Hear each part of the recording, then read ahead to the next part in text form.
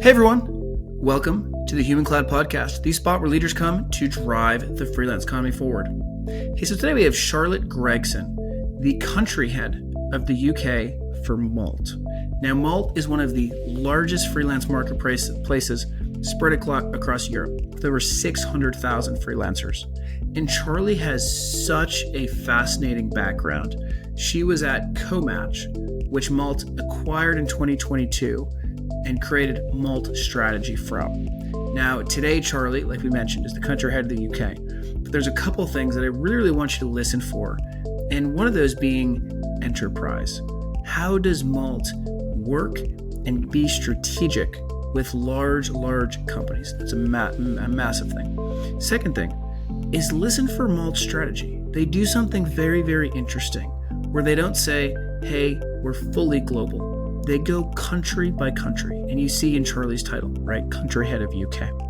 The next thing is really listen to how they balance self-service with white glove, also understand the confidentiality aspect of this, and last, really dig into how they view the human versus the technology element of it. A little thing that we all know in our space, tech really doesn't move the needle. It supports, it augments, but it's always the people processes that really move the needle. So sit back, enjoy, and most important, go drive some change.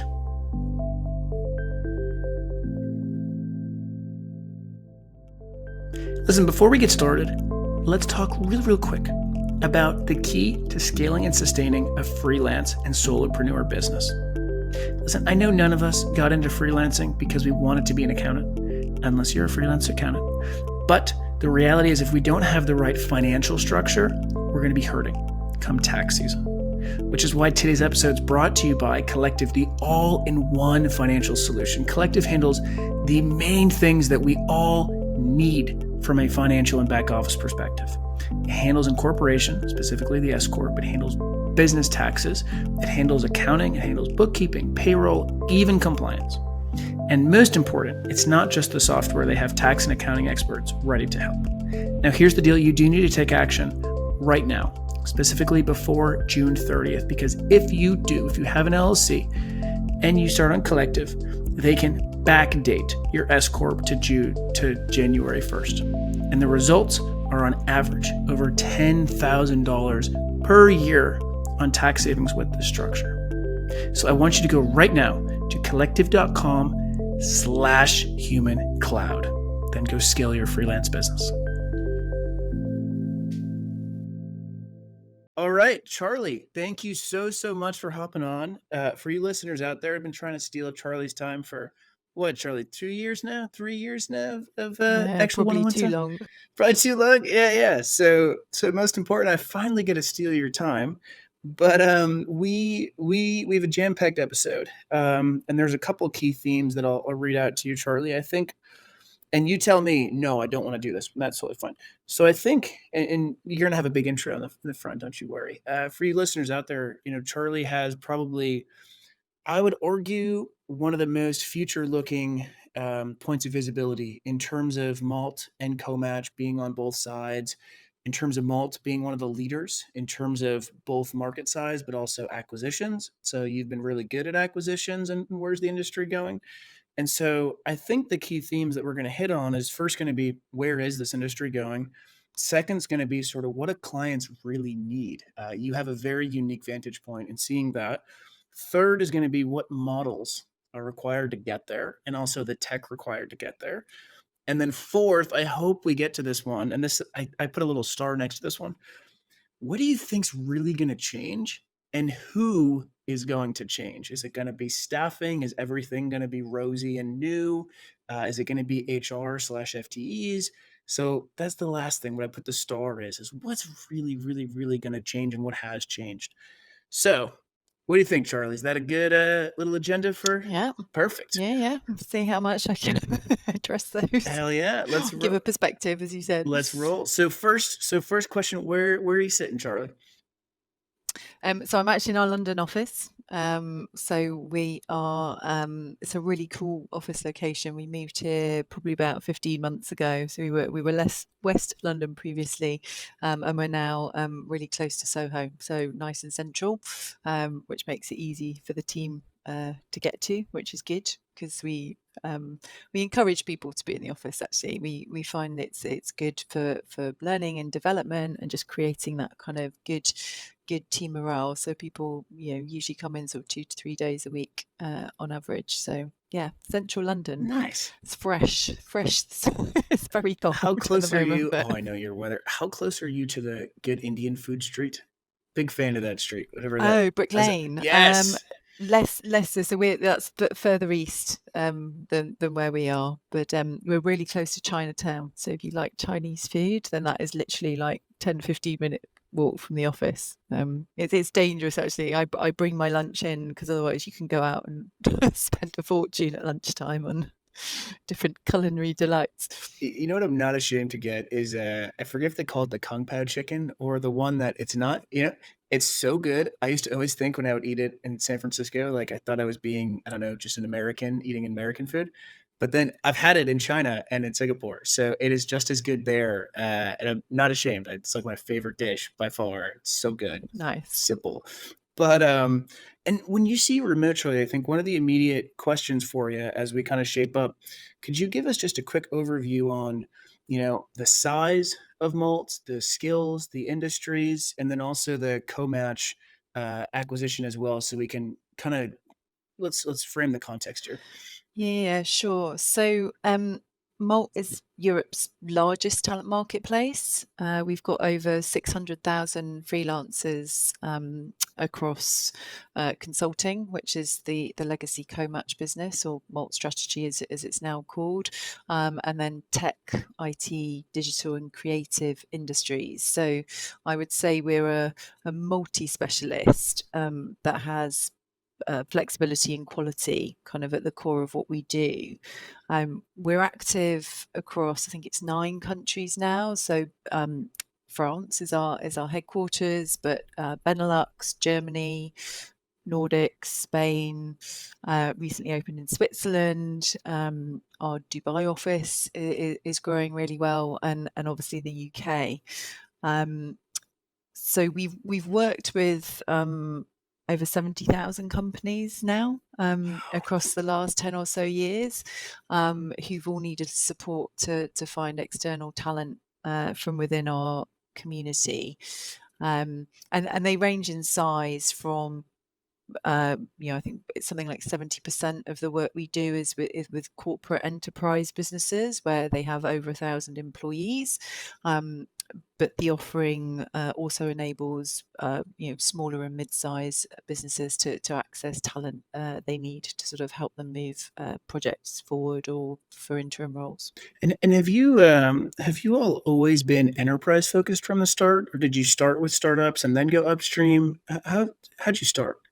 I think it's probably been a mix. I mean, to develop those larger scale corporate relationships takes longer, in Exactly. terms of a sales cycle.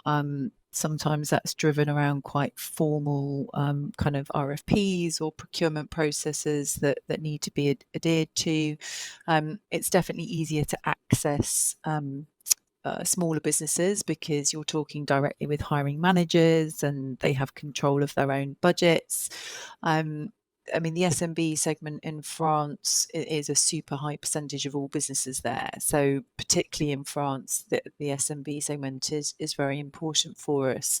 But beyond that, at a global level, what's really cool is that we can offer support to businesses in multi geographies. So we have quite well joined up global account teams now, led by our global account management team, with kind of, I suppose, key global directors who oversee for a particular client, and then we'll have local resources in each country dedicated to those clients to make sure we're either taking account of languages where it might be relevant, or to make sure that we're really understanding sort of the local needs of say the affiliate officers. If you've got a headquarters in Switzerland, for example, the needs of the UK affiliate can often be quite different from some of the work that's going on more centrally.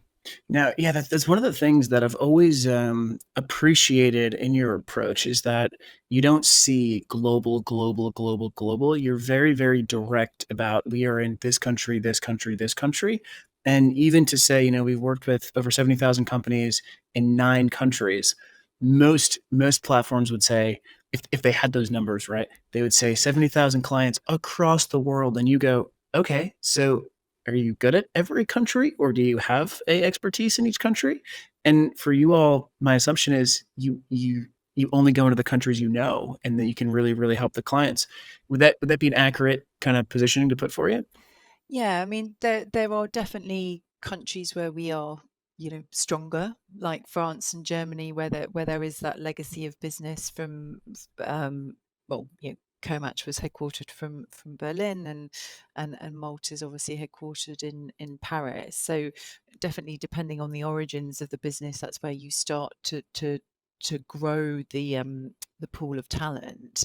But even if I look at the UK more recently, we've had an overwhelmingly positive response from the freelance community here. So, our original plan was to grow the network here to 10,000 by the end of last year. We're now at almost 22,000. So we've had a really good reception in terms of, I think, our offering resonating with what people are looking for on their freelance journey. I think the benefit to organizations and clients in having those local freelancing experts is around someone coming who has true understanding of their market. With us being based locally, that allows us to understand not just the companies but also the freelancers as well. It's actually something that we have a similar setup for our own organization. So we have a central marketing team, for example, but we have local comms experts in each of the geographies. I think clients value more and more direct access to talents. I think it's sometimes referred to as direct sourcing, especially for long tail needs in sort of the creative marketing or tech space for shorter assignments. That's not something in terms of a value proposition that I think traditional MSPs offer today. Where clients can be looking for a kind of consumer grade experience. If you think of your own personal experience, say when you're using Airbnb or something. Now that said, that doesn't mean that the right option is always the local one. With the advent of remote working, the benefit of being able to tap into a broader, European and Middle Eastern community of talent means that perhaps on the occasion when the profile you're looking for is a little bit more of a scarce one, Yeah. that there is that option to find someone who is based elsewhere that brings the industry knowledge or particular set of skills that is needed for that project. It's such an interesting. So let me ask a really super, super simple question. So is more times than not, are you dealing with a France-based company working with France freelancers, or super simple question? I'd say probably yes, although I don't have the stats to hand. I think it probably varies dependent on the client, if I'm honest. Ideally that's the model, where the geography of the client and the freelancer match. But for our corporate businesses, it can be quite advantageous to bring in talent from other geographic regions, and we see a lot, I suppose, between so you've got a European company who's wanting to go to the US, or a US client who's looking to come to Europe, or vice versa. Those cases are where that kind of cross geographic, the ability to pull people in from different countries really comes into the fore. Yeah, no, totally. I had a feeling, and I think, and I apologize, Charlie. With you, we're getting kind of immediately tactical. Don't worry, we're gonna zoom out. But I think it's really helpful to form the context, kind of at a high level, some of these very very tangible questions. And I I know I didn't tell you before. So the main listener here is the enterprise leaders hiring freelancers at scale that really want to think strategically, followed by the platform leaders. But so or what are some of the common use cases in terms of quantifying why these companies are leaning into freelance at a strategic level? And I'm going to try to stay at the high level in terms of 6 years ago, cost used to be a big thing, and then speed started to be a big thing, and then speed and access to an abundant pool was a thing. But what patterns have you noticed in terms of, today, yesterday, and tomorrow, some of the reasons why these companies are really leaning into a malt? So I think to some extent, a lot of those parameters still apply. I think companies will use freelance talent. Um, it's almost quite polarized, either when they're doing really, really well, or conversely when they're perhaps not doing so well, and there is that question of cost, and there might be a hiring freeze, but then there are still initiatives that you need to move forward, and you don't want to make a permanent hire, so you bring in the talent that's needed. Um, it's typically the use cases are around capacity or skills shortage. So that can be for specific projects. It could be, we get a lot of companies who are undergoing transformation type programs. They're looking at making their operations more efficient. Equally, the other end of the spectrum, if a company is growing and strategically looking at how they expand their product line or their geographic presence, or perhaps even make an acquisition, they may not have the talent in-house to do that, but that kind of outside counsel is very very valuable in helping making sure they're moving in the right direction. Often there might be a permanent hire on the table, but that can take a really long time, up to 6 months, particularly for senior roles, to get the right individual in role. So in the meantime, it's often prudent to bring in an interim for, maybe a 3-month project, maybe a 6-month project. Because there can be a baseline assessment that needs doing, or something that needs doing that will mean that keeps things ticking along whilst that permanent hire is found. We do on occasion actually see for some of the clients that we know best, cases where someone is brought in on an interim basis or for a project, but then ultimately ends up joining the business. I think increasingly, because people are looking for companies that resonate from a values perspective, that ability, well, I suppose first and foremost for freelancers to choose the types of work that they're doing, the projects that they work on, the types of companies that they work for, that flexibility around choice is super key. I mean, at the end of the day, that is our mission, to give people choice in their work, or to choose how they work. So, I mean, permanent hiring timelines super long. Equally, if you just want to bring in someone to do something for you, if you know someone from your own network, great. If you don't, again, that can be quite a long process to kind of tentatively explore your network, get a referral, find someone on LinkedIn, versus coming to us where we have good up-to-date information on the availability, and so our typical time from kind of brief to staffing is 6 days. And it can be quicker. It's literally driven by how quickly can the client move in terms of making sure the freelancers met all the right people, has been onboarded sufficiently, has access to the systems. I think that onboarding piece is quite key, Yep. in terms of working successfully with external talent. By virtue of the nature of the work that freelancers do, I think they're very adaptable and they get up to speed really quickly, and they're there to add value and work with a business, but you have to enable them to do that. And that literally can be as basic as, here's a laptop because we need you to have a laptop because there's, privacy or, extra concerns or restrictions around, information and GDPR. Here are the files that you need. This is how we run this, in the same way that you would actually do with a permanent employee. But you have to enable people for success in order for them then to contribute to what they're there to do. Right. And what I love, in hearing one of the patterns that has always been tough in this space has been the balance between, is this self-service or is this white gloved, meaning there's going to be someone to help me. And we've always been kind of torn between, are we a tech industry? Are we a professional service industry? Are we an extension of consulting? It's always been really tough. And I'll give you like my background was I started in the tech side. So I was in Silicon Valley, 22 million injuries and pumped into us. And it was that sexy, yes, go tech. Tech's going to change the world. This is a tech industry.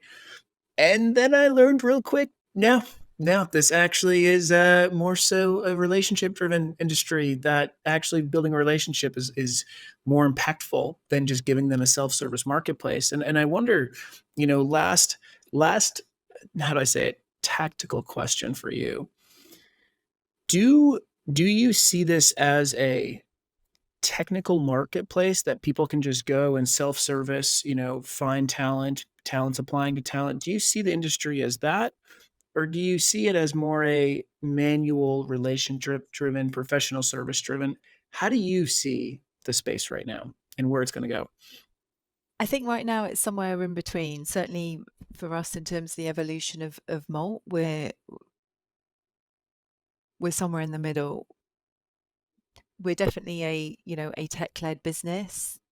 Everything we do in terms of platform improvements and innovations is to do with enabling ease of use to go onto the platform. For some businesses, that is on a self-service basis, particularly I think where you've got a very clearly defined need.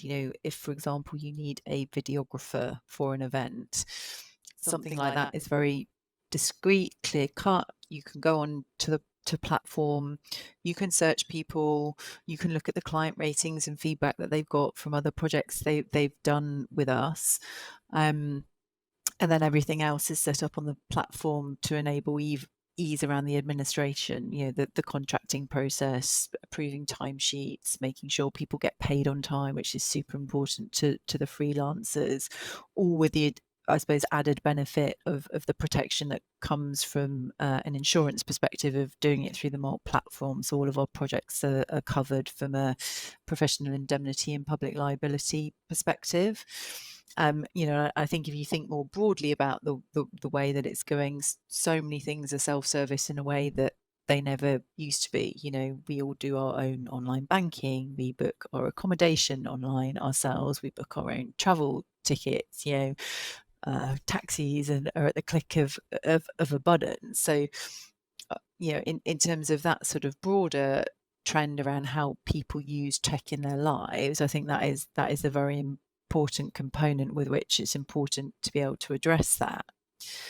Now, that said, the Malt strategy part of our community, the legacy co-match community of independent management consultants and interim executives, that remains a closed network. So people cannot go on to the platform and search that pool of talent. Now, the reason for that is that usually the briefs are more nuanced. It's not a case of just plugging in, functional expertise, years of experience, industry knowledge, etc., etc. Which consulting firm they might have worked on. There are nuances involved in the project around the dynamics of the stakeholders, which particular bit of knowledge is most relevant, which is where our project partner delivery team really comes into its fore. It's super important that we take the time to understand the brief with the client, so that when we then approach people across the network, we're targeting people, and it's only ever a small number of people. We'd reach out to maybe 10, 15 people for any one opportunity, with the intention being to present maybe 2 or 3 to the client. We want that to be as tailored as possible. It's not, it shouldn't be open for those types of roles. There's often a high degree of confidentiality needed around some of those projects, and you don't want an open post where everyone's like, well, I think it's important that people can charge themselves out based on their value and what they can bring to the project. So I think for me, sort of Malt embodies, the technology makes this efficient.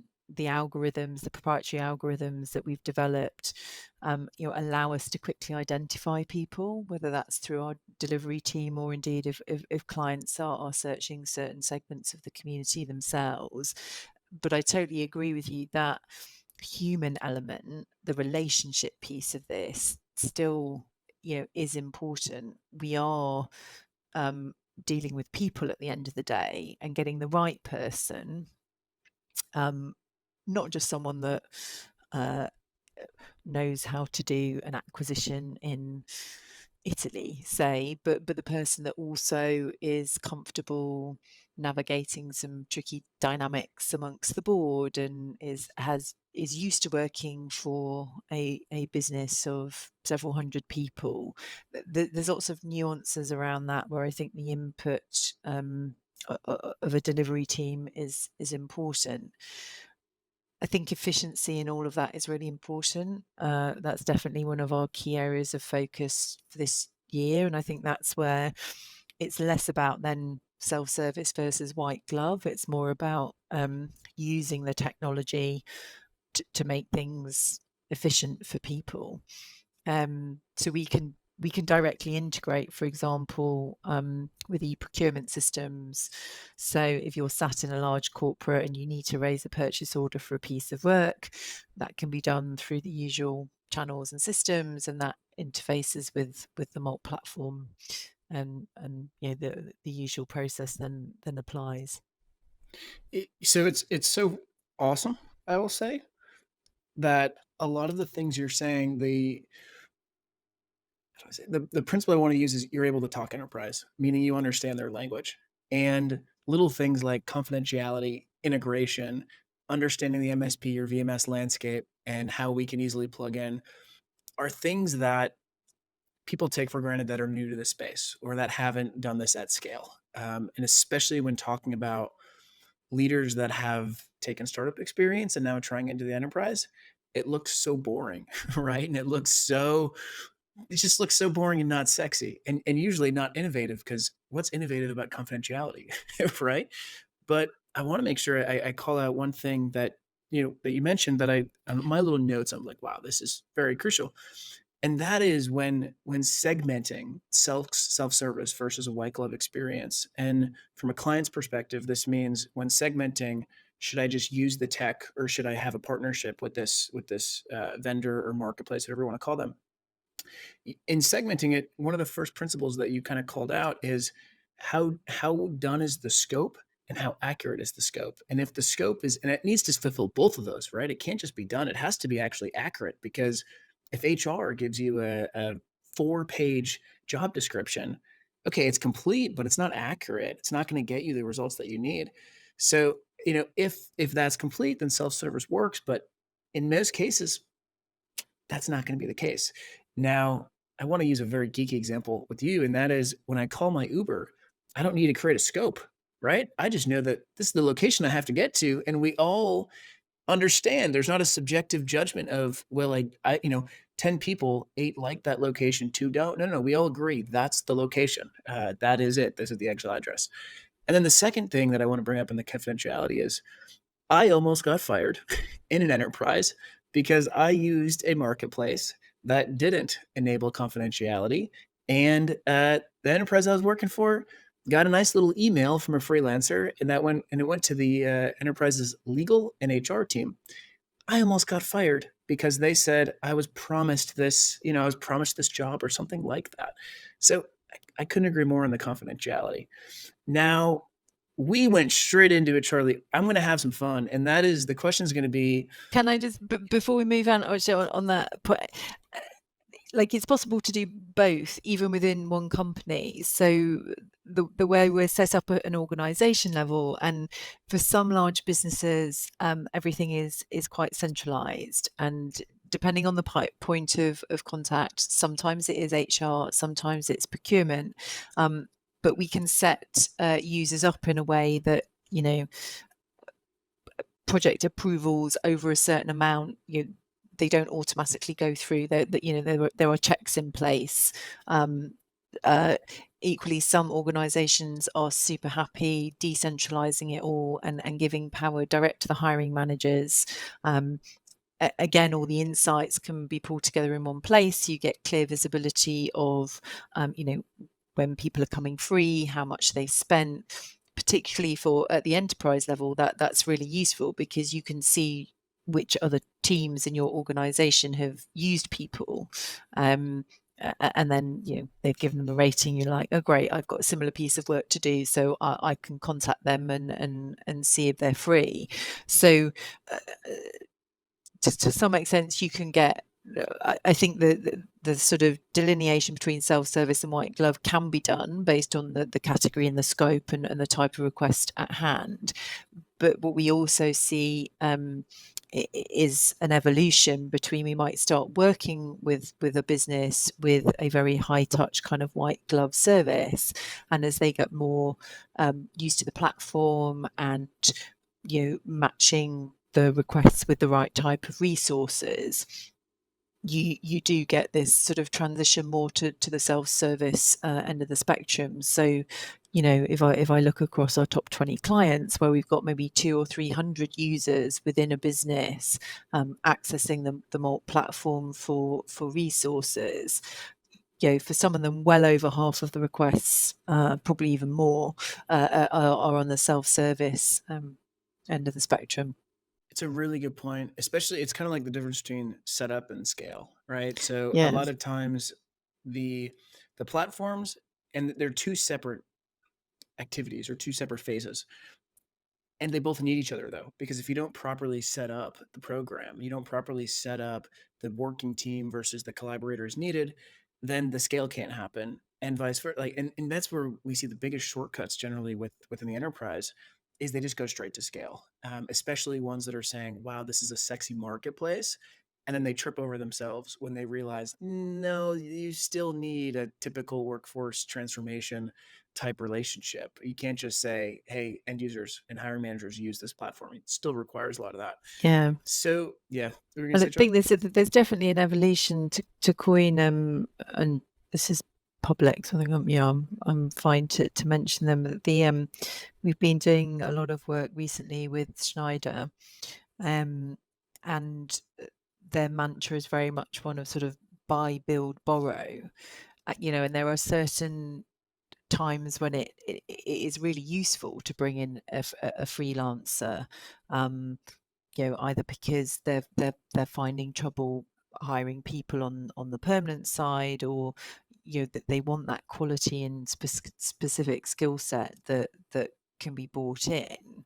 I think beyond that, for any client, confidentiality is super important, particularly for a lot of our professional services clients, where actually it's not up until the point where the business wants to speak to the freelancer that we would actually fully disclose. At that point, you need to tell them who the client is in order that they can appropriately prepare for the interview. But that is covered by our terms and conditions. But we equally have some clients who would like an additional NDA put in place, which is, again, obviously totally fair enough given the sensitivity of some of the projects.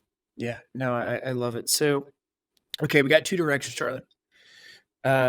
One direction is going to be all about you. Second direction is going to be all about the space and the various different segments of it and how they're going to work together or not work together. And so, let me frame up the first one. And then you can literally just go, no, I don't want to skip to the second. That's fine. So the first one is in doing my research on you, which I didn't know this, Charlie, until prepping for this. You got a PhD in chemistry. I What? do, What? yeah. What the hell? That's so you was sneaking that one there. So Yeah.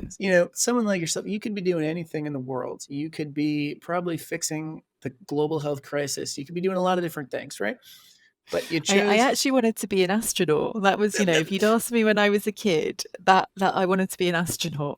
So yeah, exactly. So I always joke in our space. People are. I always say, I'm like, listen, we're not curing cancer. That's my always go to with our space. It's like, what's the worst that happens? Just ship it. Just send the email. Just do it. Whatever. We're not curing cancer. It's not going to really be that bad.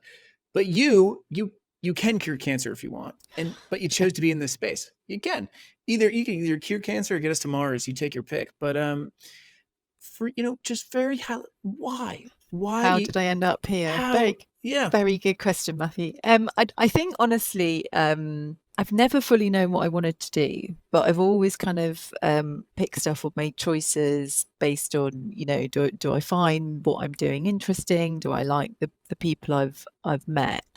Um, genuinely part of doing the PhD was that I knew I needed a second degree to be an astronaut.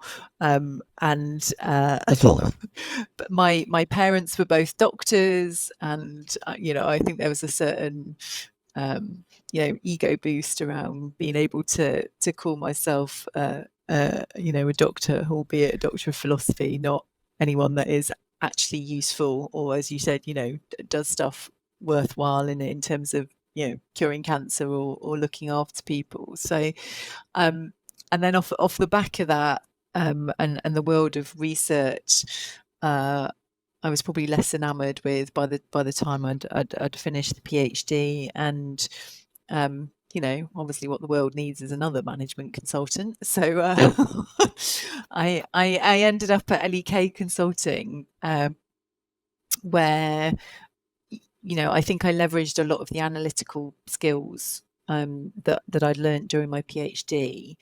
And I think because I'd done science, even though I actually hadn't studied biology in years, I ended up in their life sciences practice, because they were like, "Oh, you must know about this." No, not really, but I learned, and I found it interesting. I think I still to this day have an interest in health and well-being. And so I stayed in consulting for a while with LEK, and then I moved to IMS Health, or IQVIA as they now are, at a time when they were building out their consulting practice, mostly supporting pharma companies with product portfolio strategy, geographic expansion. The move into the talent space genuinely was quite opportunistic. It has meant that I've now spent over 12 years setting up multiple marketplaces to help corporations and consultancies and private equity firms access that high caliber talent. I was looking for corporate strategy roles in industry when I got introduced to Eden McCallum, and I just thought the idea of a network of independent consultants was really cool. Plus, it was or still is a female founder-led firm, and I hadn't had that many female role models in consulting. And kind of the rest, they say, is history. I think I've always been passionate about helping people, and I think that links quite nicely with the future of work, in that it's rewarding to help people find interesting projects to them. So yeah, it's kind of I suppose I'm an eclectic mix of kind of the analytical side with being quite a people person. But the growing businesses, the kind of startup scale up scene, there's lots of variety. It's obviously fast paced, challenging. I get bored quite easily, and there's definitely not been a dull moment in the last decade or so. I sort of went from Eden McCallum to set up Odgers Connect, which is the independent consulting part of the sort of Odgers Interim, or the wider Odgers Berntson business. And then I founded the London office of Comatch in 2018, and then we were acquired by Malt last year. So, I mean, even in that more recent journey, it's the first time I've experienced an integration firsthand. So again, there's been a huge amount of learning around that, because whilst there's a very good match culturally and on paper, the acquisition made perfect sense to broaden out the the community, the tech and creative community, to the consulting community. Obviously, the nuances of the day to day in terms of what that means, for your operations and processes, and bringing people with you on that journey has been hard work, but again, learned a huge amount, which I enjoy learning, I guess. What do you think is harder, getting a person on the moon, or getting an enterprise to be able to scale their freelance spend? What would you say is harder? I mean, surely it's got to be the moon. Surely, I don't know. I mean, I don't. Well, maybe we know how to do that now, so it's fine. Which has more successes? Well, yeah, I think getting corporate enterprises to change their thinking around how they use external talent is it's probably, well, I mean, we know how to put people on the moon now, so it's fine. I mean, not me personally, obviously, but yeah. Yeah. And the timing's funny because last week was when what was it? SpaceX's landed. So, but yeah, I won't digress. I wonder what the hell should we call this space? Now, we've given every name under the sun. So, gig economy, I'll be honest with you, don't like that name. Let's get rid of that one, right? Okay, so let's get rid of that one. 2016, I don't know if you remember, Accenture called it liquid workforce. I thought that was actually kind of cool, not bad. Elastic workforce, we've heard it called. External talent is like the highest of level. Direct sourcing is one of the new buzzwords. How do we define this space, or how do you define the space? I mean, I think, like, if I think about the conversations I have kind of on a day-to-day basis, I think external talent is probably the term that I use most commonly. I think there's definitely something in kind of skills as the new currency. So however sort of freelance or independent work fits into someone's broader people strategy, it's almost like it's not a thing in itself, but it taps into other broader trends that you see in the market, because the labour market is evolving rapidly. You've got digital transformation still ongoing. You've got war for talents. There's still a lot of unpredictability in economic markets around the world, and those types of challenges can only be addressed by resilient, highly skilled teams. So for me, it's important that sort of talent, I think, is a key part of the future of work for sure. I think there's lots of nuances within that, which I could probably talk at length, or maybe not at length, but that'd be a workshop. That's a relevant point to digress into what the future holds. Yeah. But I wonder, like, because one of the things that is so tough is like when people, like, what is freelance? I always say it's everything and nothing at the same time. And usually I say, whatever the client thinks it is, just go with that and keep running. And if the individual, to the supply side, whatever they want to call themselves, that sounds good. But the reality is, if a client wants to call it a freelance program or a contingent talent program, sure, whatever they want to say. But what really is unique, like, I think it's the core question, Charlie, is like, what do you find unique about freelance? As a concept, or the individuals themselves? I mean, I think the nomenclature is super interesting, because, as you said, people have different labels for it. So within IT, tech, digital, people more commonly refer to this area as our contingent workforce strategy, whereas if you're talking to a global head of marketing, they will be talking about freelancers. And then if you look at elsewhere in the business, they're doing some strategic or operational work, that they're talking about consulting. So I think there's there's lots of nuances within that. I mean, I think fundamentally for me, freelancing is synonymous with flexibility. And that isn't just from the side of the individual who is choosing to work for themselves and pick which projects and clients that they work with, but that is something that also affords clients flexibility in the way that they bring people into their organization to provide them with extra resources or to plug a gap. So I think that flexibility part, I mean, maybe it's the flexible workforce. I don't know. You could That's make right. up any. That's right. That's been one of the. So here's what I would say actually, in hearing that response, and I totally agree. I think the fact that using digital marketplaces as the source created a net new contract that has yet to be fully regulated and does offer benefits that are better than full-time or the existing part-time / contingent infrastructure. Now, with that said, this might change in the next 5 years, because if you look at IR35 and the way that the US is looking at it, if it's up to government, they're going to make all of us employees, or they're going to make all of us under that infrastructure so they can get their tax, right? They don't want there to be a freelance ecosystem.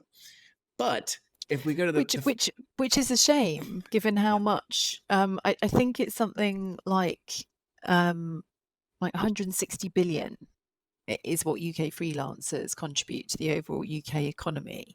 I mean, yes, fine, governments want to collect more taxes, but there is a real net positive benefit to people working in this way, which, when you have an economy that's in recession, why would you put measures in place to prevent that? I mean, IR35, yes, is not not anyone's favorite topic. I think similarly in Germany,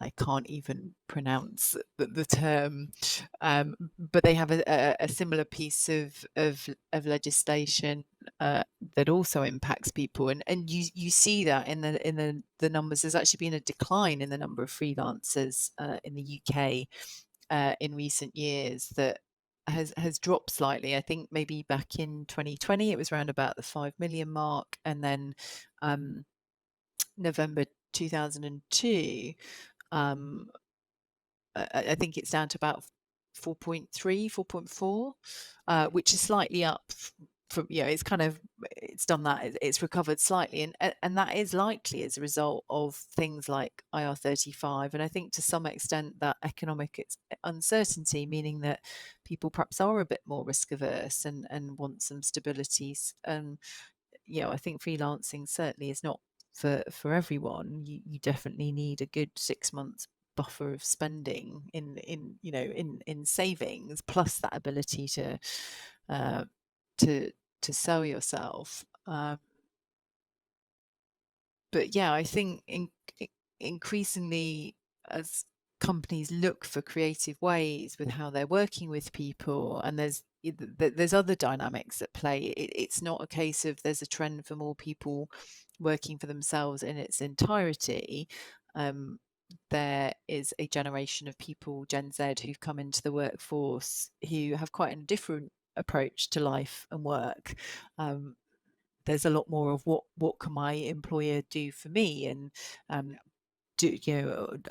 do my values resonate with what the company's trying to do? And then you layer on top of that everything around blended teams and hybrid working, which worked really effectively when it had to during the pandemic. And then you've seen a slight regression with some companies mandating that people have to be back in the office 5 days a week. So fostering that employee engagement, providing that community, career opportunities, and purpose, I think are quite key drivers in terms of how you keep employees and freelancers engaged.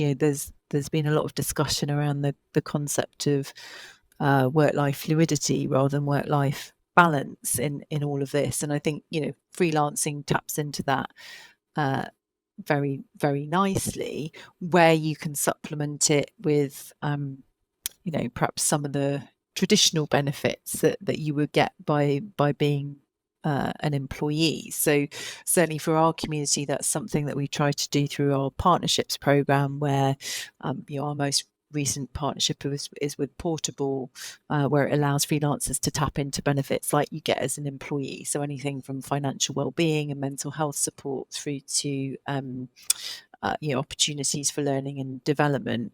Equally, we have things in place with Ember, who do accounting, ISIP for pensions, CMME for mortgages. But that is really important to sort of provide, I think, almost give people the confidence to look at this as a long-term career option. Yeah. And if more and more people are doing that, that means businesses need to rethink how they are, I suppose, engaging with talent. I think we've seen a lot of layoffs in the tech industry. We're also seeing something called the Great Betrayal, where there are lots of workers who perhaps aren't trusting their companies as much as they used to, and are turning to freelancing instead. And I think that there's lots of statistics out there, which means for particular skill sets, I mean, I'm going to take AI as an example, but there's been quite the uptick in freelance opportunities in that space, because of the absence of skill sets in businesses. Yeah. It's such a so one of the things that I think is going to have to change, I'm interested in your perspective, is when measuring success generally, we as an industry, people have looked at the number of freelancers, and it makes sense. It's easy to say, hey, in the US there was 33 million, now there's 36. But I think actually one of the most underestimated data points that to me really drives the value for the client is more so than just raw number of dollars brought in by freelancers. And if you look at the data in the past 2 years, I mean, the quickest growing segment has been the 5+ year director and above, like high rising talent. And if you look at the data that we have, at least around what's really moving these individuals, it makes me really happy, because one of the toughest parts when really getting enterprise directors and above to say, let me hire a freelancer, you would hear things like they don't have commitment, right? Or they don't have the loyalty, or I don't want a B or C player that wants to sit on a beach and blog.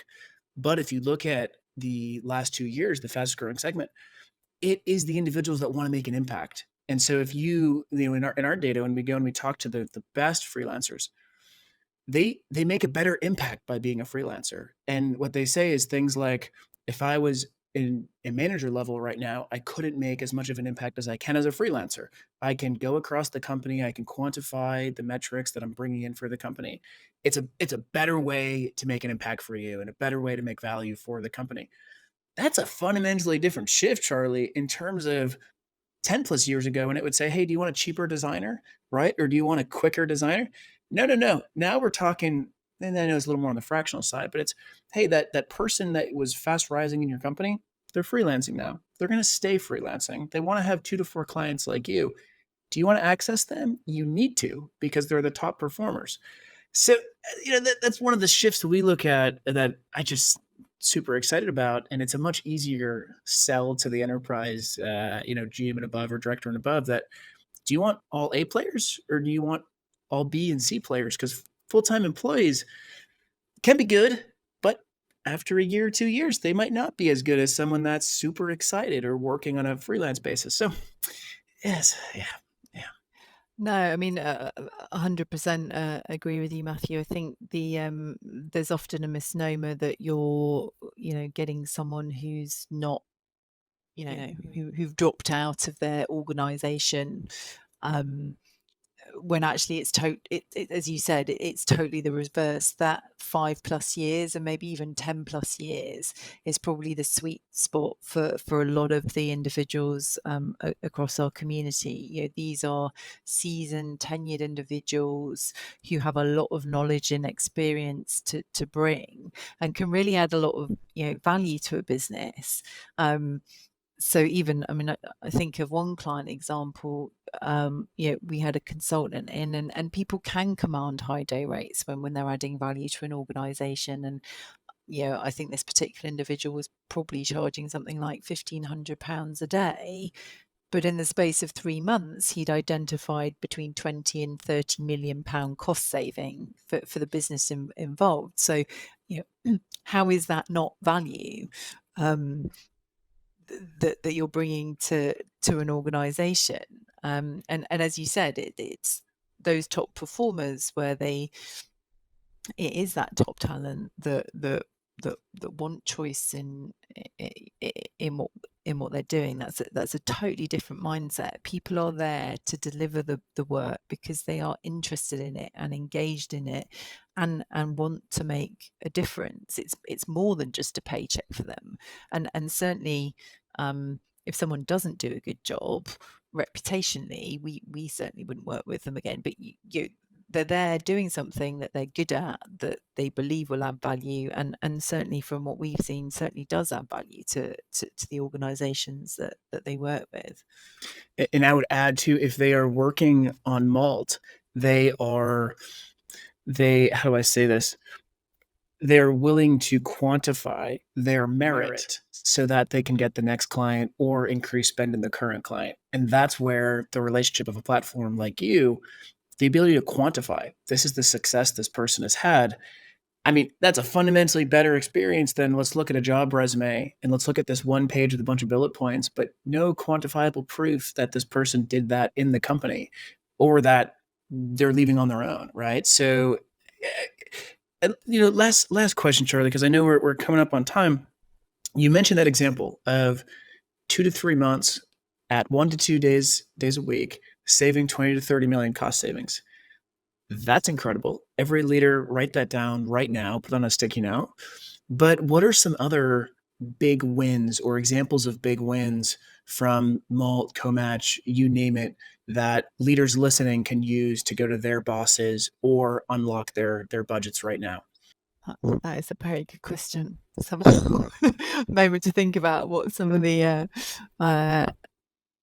sort of good examples are. I mean, I think they range. They can be anything from spending, I don't know, say 10,000-20,000 on an assessment, and realizing actually that the potential target you were thinking about acquiring isn't actually so great after all. So that's I think a small price to pay to prevent someone spending millions of pounds on an investment then that's not credible. I love that example because I'll give you one quick one to plug in. And this is in regards to consulting. So one of the largest financial firms in the US has freelancers ready to do the market sizing, market scoping, and go to market when their innovation team does something for 6 to 12 months. So the internal innovation team, who's also leveraging freelancers in terms of the expertise, whether it's specific developers needed, specific UI, specific wireframe stuff. But then they have the independent consultant exactly at that, usually 10 to 15K or 15 to 50K to draw up the business case. That is massive. That is such a perfect example of without freelance, you don't have this opportunity, and vice versa. You now have this opportunity for new products, new markets, new industries, you name it. So that's a good. And I think likewise, in the tech space where we're looking at teams, it's a conscious choice for businesses to bring in freelancers to ensure that the thinking and innovation is current. If you have a team of developers that has only been at the business, and stuff evolves quickly in the tech world, right? There's new stuff and development happening all the time. you want those fresh ideas and thinking brought into your organization to ensure that that you're keeping pace with change. And freelancing is definitely one way to access that, for sure. Or it could be that you have content that needs creating on an ad hoc basis, and it doesn't make sense to hire someone full time to do that, but to bring people in that know your business and have done this for you before. Again, super sort of positive use case around that. We see a lot for a lot of the marketing clients that we work with. I love it. So last question, and this is very, very specific towards the enterprise leader who is interested, hasn't yet spent $1, but knows that they need to strategically invest in freelance. What would be your advice to them? And I'll give you some examples. One of the things I always tell leaders is, if they can, search Upwork, Fiverr, Malt in the credit card statements of the company. They'll be surprised what pops up. Go talk to IT. Even you'll see that over half the company is actually on these platforms using it. You name it. Another one is generally look at the shelf and pick out items that you understand but you haven't gotten to because you don't have the time. But for you, what would be your recommendation literally right now, what these individuals should do to get started? I think firstly, you need to think about which provider that you want to use. And I think that comes down to the quality and breadth of talent that's on offer, as well as the ability to have that quick access, centralized admin. I think the ease of doing business is particularly important, as well as the service level. So for a lot of organizations, when we're starting out with them on their journey, it normally is driven by within a department for a particular use case where we can demonstrate because it's all very well, talking, generally about what our network brings, but it's much more powerful when there is a specific need. If we're able to show, how quickly the process works, these are the types of profiles we have, talk to them, find out, and then you can kind of develop it from there, because those initial projects become first they're test cases, but then they get used as reference points for the wider organization, and then we can work with the business to sort of deploy it across other departments. So I mean, that's the way in which I think we found it works best. Yes, we can go through a formal process to appear on someone's supplier list, but the best way is really to engage with people in the business, demonstrate the value of the community you have to offer, and then it can be taken from there. I love it. So I'd put that into 4-step: identify the provider, identify the business, and then identify the use case, and then the last, quantify it, share it across the company. Couldn't agree more. Charlie, this has been incredible. Most important is, where can our listeners go find you and Malt? We love to see people, so I'm in London. I'm happy. We do occasionally actually have drop-ins in the office, which is always quite fun. We never quite know. We always say it's on our website. Come and see us. So I'm in our central London office on Regent Street. You can also obviously find me in LinkedIn, on LinkedIn. But yeah, super happy to connect if anyone wants to find out more or talk about how we might be able to support their business. I love it. Charlie, thank you so much for hopping on. Thank you, Matthew. It's been a fun conversation.